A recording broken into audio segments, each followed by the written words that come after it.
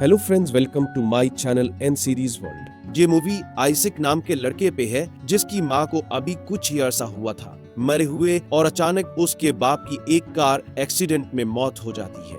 ये हादसा आइजक और उसकी सौतीली माँ लॉरा के लिए बहुत दर्दनाक होता है। वो जंगल में एक अकेले घर में रहते हैं जहाँ शैतान उनके अकेलेपन का फायदा उठाता है और आइजक जो इस हादसे में डूबा हर वक्त गेम खेलने और क्रीचर्स की पेंटिंग्स बनाने में रहता है। वो शैतान उसके बाप की नकल करता है। आखिर लॉरा और आइजक इस जंगल में अकेले कैसे रह पाएंगे, जानने के लिए इस सस्पेंस से भरी हुई मूवी को एंड तक देखना। मूवी के शुरू में एक लड़का बैठा एसी वेंट की तरफ देख रहा होता है। इसका नाम आइजक होता है। वो अपना बचपन याद करता है कि जब वो अपनी सौतीली माँ लारा के साथ अस्पताल अपने बाप को देखने जाता है जो जिंदगी और मौत की कशमकश में पड़ा होता है। आइजक अपनी माँ के साथ घर जाता है जो एक जंगल में अकेला घर होता है। आइजक खाने को सामने रख के बैठा होता है और खाए बगैर वहाँ से चला जाता है। उसकी माँ उसके बाप जेम्स और उनकी बनाई गई वीडियोस देख रही होती है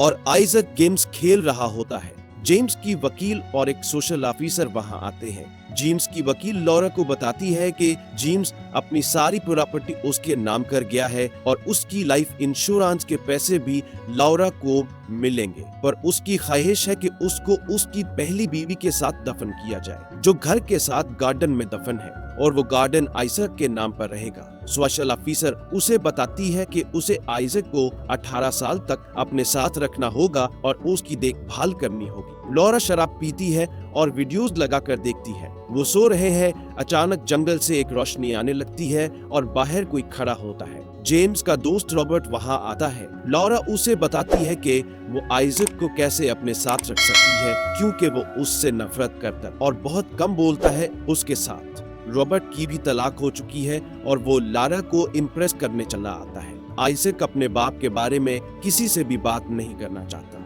रॉबर्ट उसे प्यार करता है और दिलासा देता है। लॉरा आइजक के पास आती है। वो उसे कहती है कि उसे इस बात का बहुत दुख है कि उसने अपने माँ बाप को इतनी छोटी उम्र में खो दिया। वो उसे बताती है कि उसके बाप की आखिरी ख्वाहिश है कि वो यहाँ उसकी पहली माँ के साथ दफन किया जाए। आइजक मानने को तैयार नहीं कि उसका बाप मर चुका है। लारा बाहर आकर रोने लगती है। वो शराब के नशे में होती है और बाहर कोई खड़ा होता है। वो जमीन पर गिर जाती है।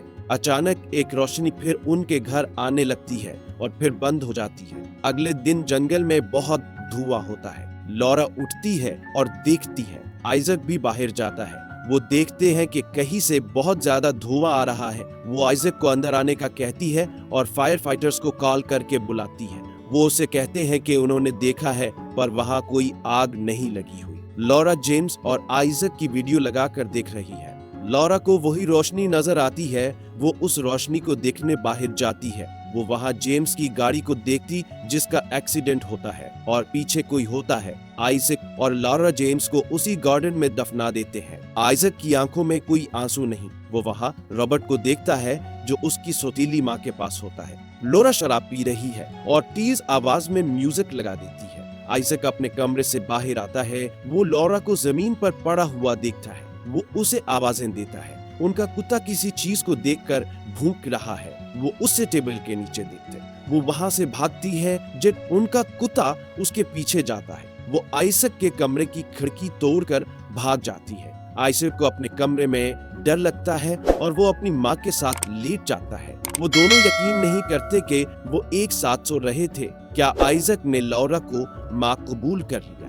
पर ऐसा नहीं होता। कोई है जो आइजक को बुला रहा है। रॉबर्ट वहां आता है और लॉरा को उसके साथ रहने के लिए कहता है पर वो नहीं मानती। फिर वो वहां रात डिनर बनाने के लिए रुक जाता है। लॉरा उस चाकू को देखती है जो उसने रात को रखा था लेकिन वो वहां नहीं होता। वो हर जगह तलाश करती है। लॉरा आइजक से कहती है कि अगर वो खाना नहीं खाएगा तो बीमार हो जाएगा, पर उसे भूख नहीं होती। आइजक सो रहा होता, उसे कोई बोला रहा होता है। उसे ऐसा लगता है कि वो उसका बाप है। वो उसके कमरे में बैठा होता है। वो उसके बाप जैसी आवाज निकालता के और उसे जंगल आने का कहता है। सुबह होती है। आइजक जंगल की तरफ देख रहा होता है।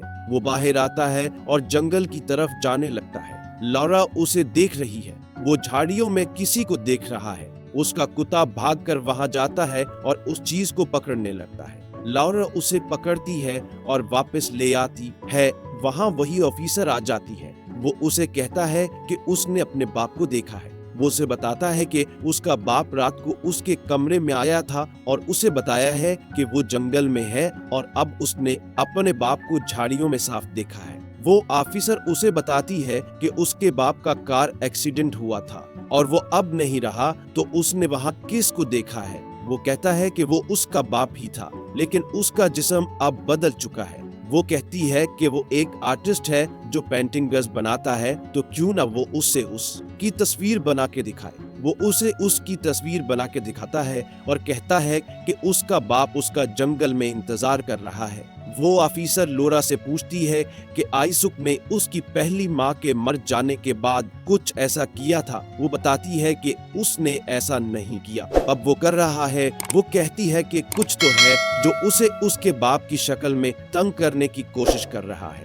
लॉरा आइज़ैक की बनाई हुई वो तस्वीर देखती है जिसमें उसने एक क्रीचर बनाया होता है। आइज़ैक फिर जंगल की तरफ देख रहा होता है। लॉरा आइज़ैक से कहती है कि अगर वो चाहे तो वो वहां जाकर उसे देख सकते हैं कि वहां क्या चीज है। अगले दिन वो अपने कुत्ते को साथ लेकर उस जंगल में जाते हैं। वो वहां एक अजीब सी झोंपड़ी बनी हुई देखते हैं। उनका कुत्ता उस झोंपड़ी के अंदर देखकर भूख रहा होता है। आइज़ैक भागकर वहां जाता है और उसके अंदर जाने की कोशिश करता है, लेकिन लॉरा उसे रोकती है। वो लॉरा को मारता है। लॉरा उसे पकड़कर वहां से ले जाती है।